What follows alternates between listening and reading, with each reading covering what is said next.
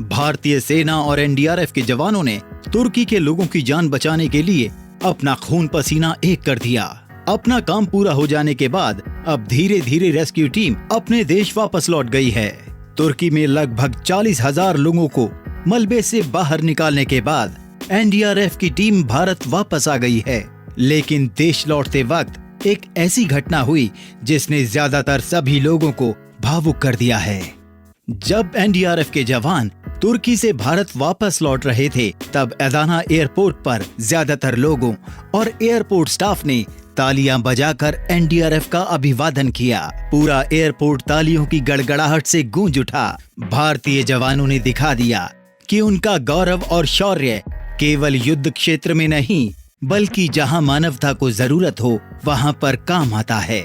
ऐसे ही बड़े बड़े कारनामे हमारे जवानों द्वारा किए जाते हैं, जो हमेशा भारत का सिर ऊंचा रखते हैं। बिना किसी आराम के सोचे भारतीय सेना के जवानों ने लगभग हर दिन 18 घंटे अपनी जान की चिंता किए बिना तुर्की में आए विनाशकारी भूकंप से दबे लोगों को बाहर निकालने में उनकी सहायता की। इसी का नतीजा था जो तुर्की के लोगों ने भारतीय जवानों के सम्मान में खड़े होकर उनका अभिनंदन किया। भारत पहुंचने के बाद हिंडन एयरपोर्ट पर भी भारतीय जवानों का जबरदस्त स्वागत हुआ। आपको बता दें कि भारत ने तुर्की में आए भूकंप के 24 घंटे के अंदर ही वहां पर सारी सहायता पहुंचानी शुरू कर दी थी। तो आइए आपको विस्तार से आगे बताते हैं तुर्की में आए उस विनाशकारी भूकंप के बारे में। सबसे पहले आपको बताते हैं कि भूकंप क्या होता है।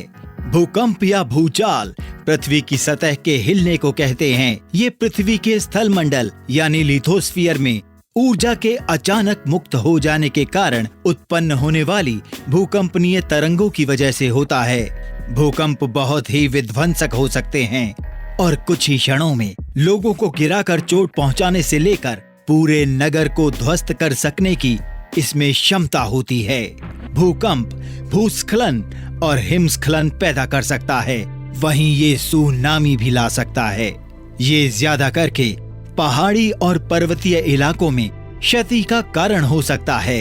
एक भूकंप के बाद किसी लाइन या विद्युत शक्ति के टूट जाने से आग लग सकती है। यदि जल का मुख्य स्रोत फट जाए या दबाव कम हो जाए तो एक बार आग शुरू हो जाने के बाद इसे फैलने से रोकना बहुत ही कठिन हो जाता है। बीते कुछ दिन में भूकंप के 3 शक्तिशाली झटकों से तुर्की और सीरिया में अब तक 43,000 से ज्यादा लोगों की मौत हो चुकी है। सबसे पहले रात को 7.8 तीव्रता का भूकंप आया था। भूकंप में ध्वस्त हुए तुर्की के एक अस्पताल और सीरिया के गिने चुने अस्पतालों से नवजातों सहित मरीजों को सुरक्षित बाहर निकालना पड़ा। तुर्की के शहर अदाना के एक निवासी ने बताया कि उसके आसपास की अनगिनत इमारतें ध्वस्त हो गई हैं। पत्रकारिता के छात्र मोहम्मद फतीह यवुज ने बताया कि मलबे में जिंदा फंसे एक व्यक्ति ने बचाव कर्मियों द्वारा निकाले जाने की कोशिश के दौरान कहा, अब मुझ में कोई ताकत नहीं बची है। तुर्की के राष्ट्रपति रजब तैयब एर्दोआन ने कहा कि भूकंप वाले क्षेत्र में कई इमारतों का मलबा हटाने का काम जारी है और हम नहीं जानते कि मृतकों और घायलों की संख्या कितनी और बढ़ेगी। मौत की संख्या बढ़ने की आशंका है क्योंकि बचाव कर्मी अब भी प्रभावित इलाकों में मलबे में फंसे लोगों की तलाश में जुटे हैं। भूकंप के झटके काहिरा तक महसूस किए गए। इसका केंद्र सीरियाई सीमा से करीब 90 किलोमीटर दूर गंजियातेप शहर के उत्तर में था। तुर्की के राष्ट्रपति रजब तैयब एर्दोआन ने ट्वीट किया कि भूकंप प्रभावित क्षेत्रों के लिए तलाश एवं बचाव दलों को तुरंत रवाना कर दिया गया है।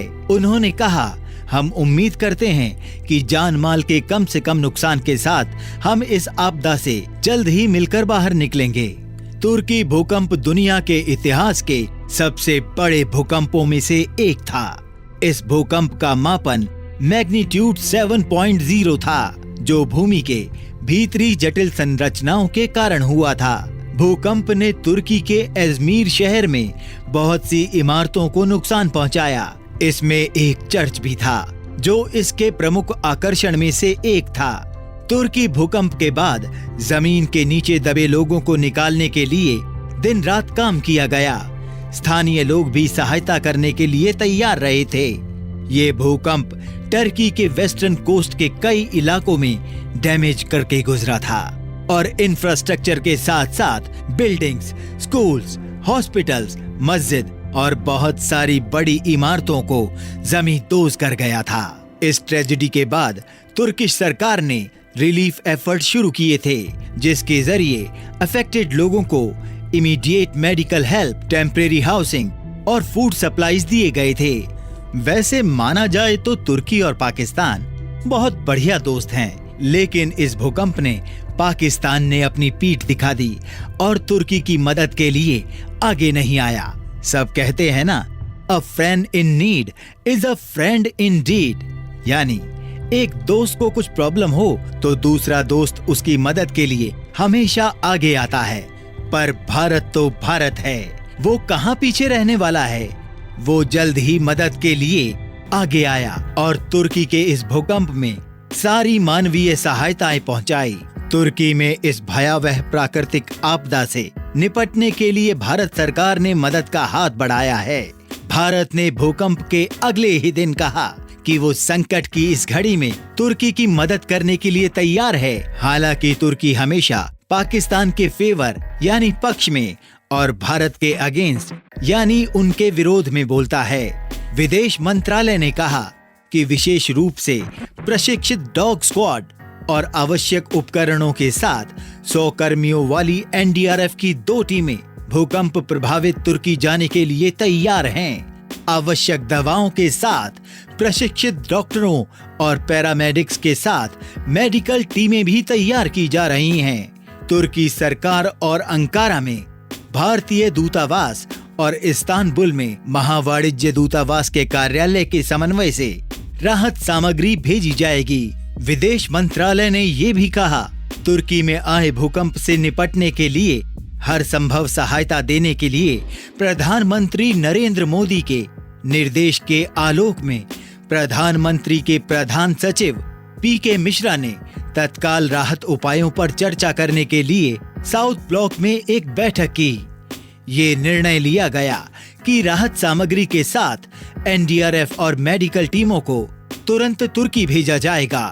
बैठक में कैबिनेट सचिव, गृह मंत्रालय, एनडीएमए, एनडीआरएफ, रक्षा, विदेश मंत्रालय, नागरिक उड्डयन और स्वास्थ्य एवं परिवार कल्याण मंत्रालयों के प्रतिनिधियों ने भाग लिया और तुर्की से अपना वादा निभाने के बाद भारतीय शूरवीर, एनडीआरएफ की टीमें और जवान वापस अपनी सरजमी पर लौट आए हैं। दोस्तों, अगर आपको ये जानकारी अच्छी लगी है तो हमारे चैनल को सब्सक्राइब करके शेयर और लाइक जरूर कीजिए और ऐसी ही दिलचस्प जानकारियां पाने के लिए देखते रहिए हमारा ये चैनल।